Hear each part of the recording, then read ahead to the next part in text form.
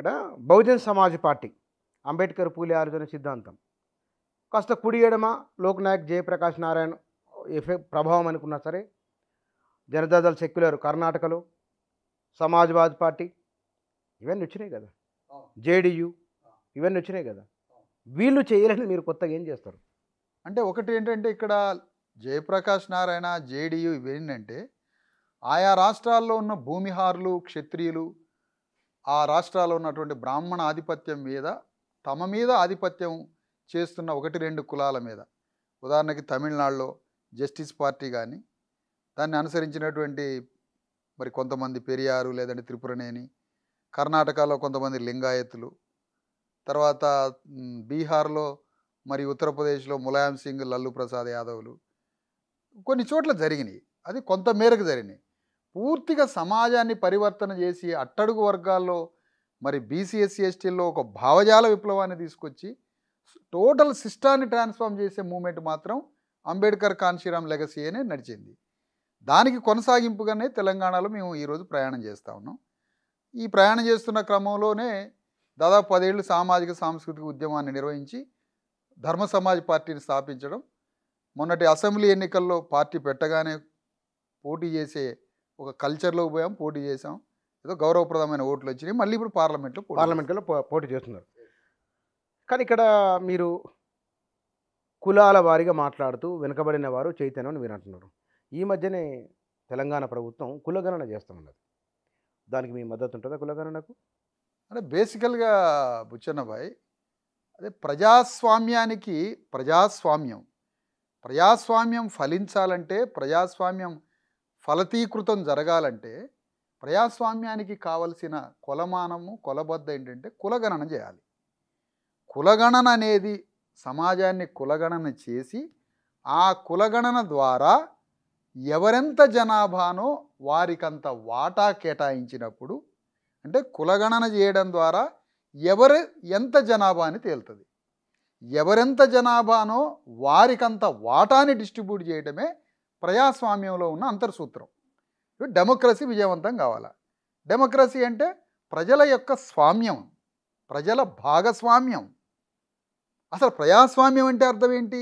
గణతంత్రం. గణతంత్రం అంటే అర్థం ఏంటి? తలలు లెక్క పెట్టడం. తలలు ఎందుకు లెక్క పెట్టాలి? ప్రతి మానవుణ్ణి గౌరవించాలి. ప్రతి మానవుడికి ప్రకృతి వనరులో సమాన వాటా ఇవ్వాలి. అంటే ఇప్పుడు లేదా? ప్రపంచం మొత్తం కూడా రాజుల ఆధిపత్యంలో, అగ్రవర్ణాల ఆధిపత్యంలో, భూస్వాముల ఆధిపత్యంలోనే కదా ప్రపంచ చరిత్ర అంతా నడిచింది.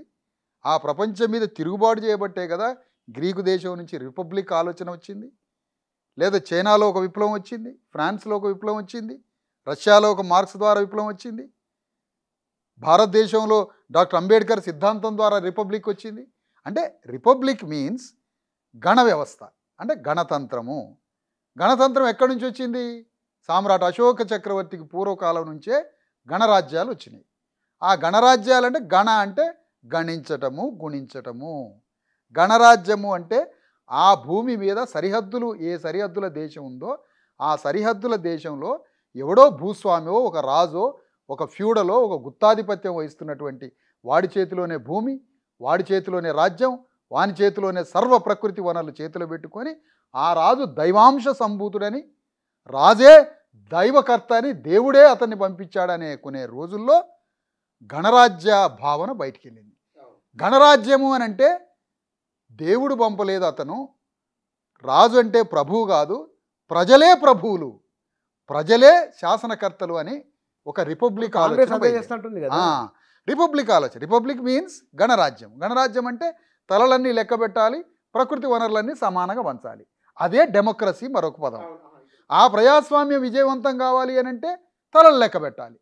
తలలు లెక్క పెట్టడం అంటే కుల గణన. భారతదేశంలో ఏంటి?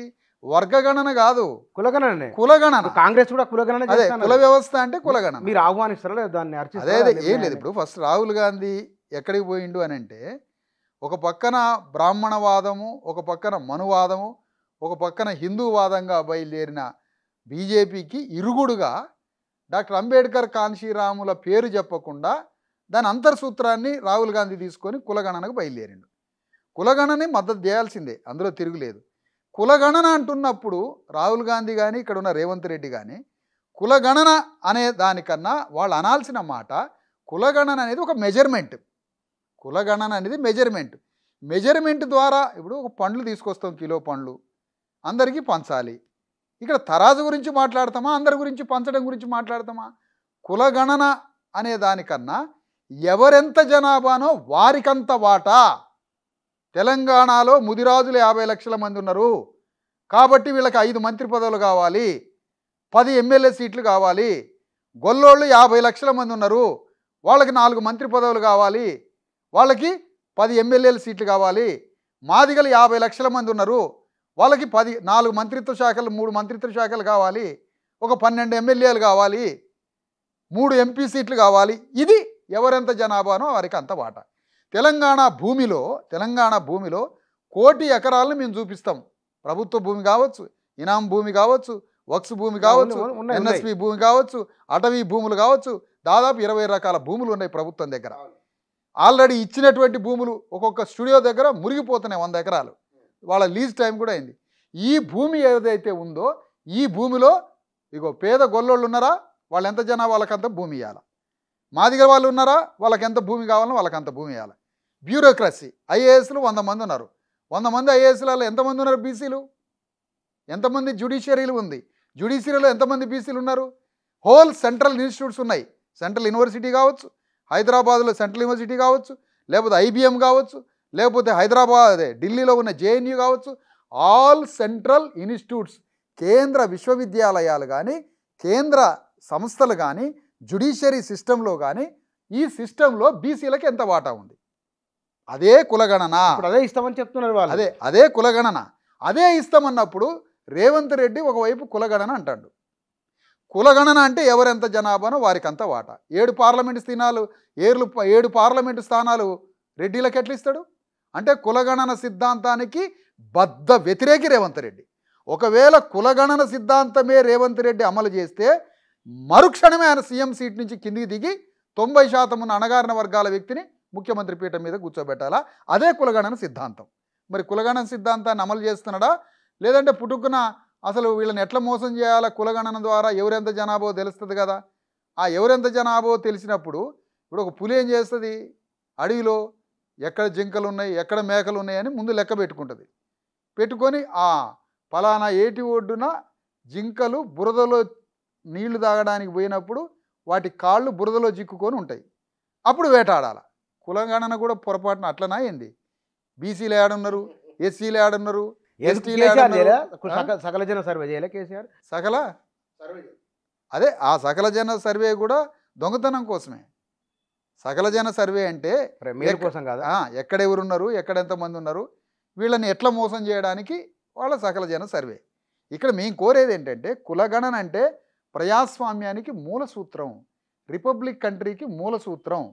కాబట్టి ప్రజాస్వామ్యానికి రిపబ్లిక్ దేశానికి మూల సూత్రం గణించటము, కుల గణించటము.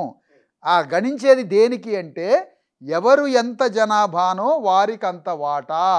తెలంగాణ గడ్డ మీద 45 లక్షలు ముదిరాజులు, 45 లక్షలు యాదవులు, 50 లక్షలు మాదిగలు, 45 లక్షలు గౌన్లోళ్ళు ఉన్నారు. అంటే మరి వీళ్ళు ఇంత సాకలి మంగళోళ్ళు 30 లక్షల మంది ఉన్నారు.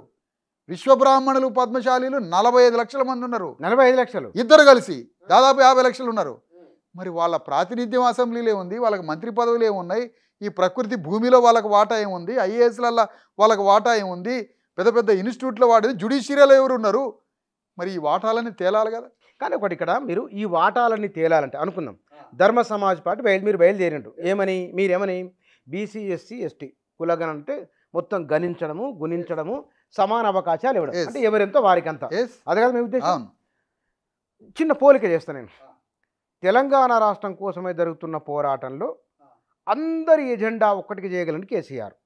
అప్పుడు తను పొరపాట్లు చేసినా సరే మిగతా తెలంగాణ సమాజం తనకు వెన్నుదన్నుగా నిలబడి లక్ష్యం చేరుకునేలా చేసింది. మరి మీరు ఈ అంత సమూహాన్ని కలుపుకొని రాగలరా? ఆ శక్తి మీకున్నదా?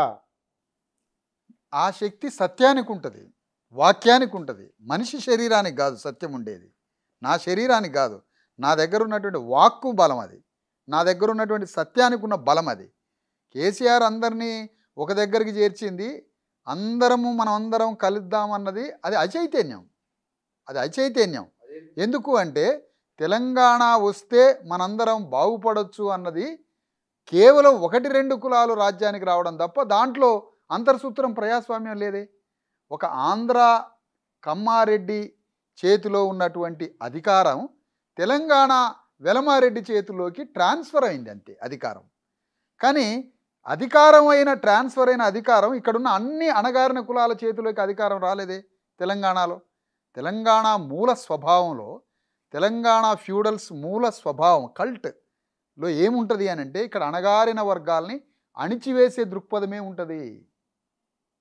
ఇది వాళ్ళ స్వభావం. అనేక ప్రపంచం మారుతున్న దశలో డిప్లొమసీ నేర్చుకున్నారు తప్ప ఇక్కడ ఫ్యూడల్స్ క్రూర మృగాలు అనట్లే, క్రూర ముఖాలు నవ్వు ముఖాలుగా మారినాయి తప్ప హృదయంలో ఈ ఫ్యూడల్స్కున్న విషం మాత్రం పోలేదు. ఆ విషం పోలేదు అన్నదానికి నిరూపణే తెలంగాణ వాదంతో వచ్చిన టీఆర్ఎస్ పార్టీలో అణగారిన వర్గాలకి అధికారంలో చోటు లేదు.